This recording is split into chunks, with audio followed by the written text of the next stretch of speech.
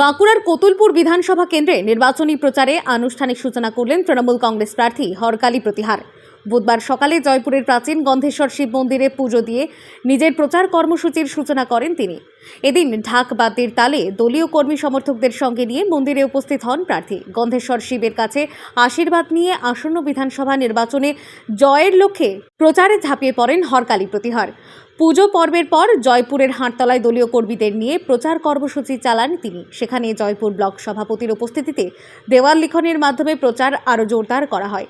প্রার্থী নিজেও এই দেওয়াল লিখন কর্মসূচিতে অংশ নেন এবং কর্মীদের উৎসাহিত করেন। স্থানীয় সূত্রে জানা গিয়েছে, নির্বাচনের দিন যত এগিয়ে আসছে ততই জোর কদমে প্রচার চালাতে মাঠে নেমে পড়েছেন প্রার্থীরা।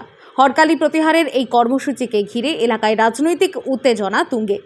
নাম ঘোষণা হওয়ার সাথে সাথে আজকে আপনারা দেখেন আমার আরাধ্য দেবতা বাবা শিব, আমাদের জয়পুর ব্লকের সুপ্রাচীনতম যে বাবা ভোলানাথ শিব মন্দির, গন্ধেশ্বর যে শিবের মন্দির, এই শিবের মন্দিরে আমরা আজকে পুজো দিয়ে আনুষ্ঠানিকভাবে আমরা আজকে প্রচার শুরু করলাম এবং তারপরেই সাথে সাথে আমরা আজকে আগেই দেখলাম যে আমরা দেয়াল লিখনের মাধ্যমে আনুষ্ঠানিকভাবে আমরা প্রচার শুরু করে দিলাম। আমরা দেখা গেল প্রচার পুজো দেওয়ার পর নিজের হাতে মিষ্টি বিলি করছে। বাবার প্রসাদ সবাইকে দিলাম। প্রচার কি আজ থেকে শুরু হয়ে গেল? একদম আনুষ্ঠানিকভাবে আজ থেকে শুরু। বলছি, এবারের নির্বাচন কি টাফ মনে হয়?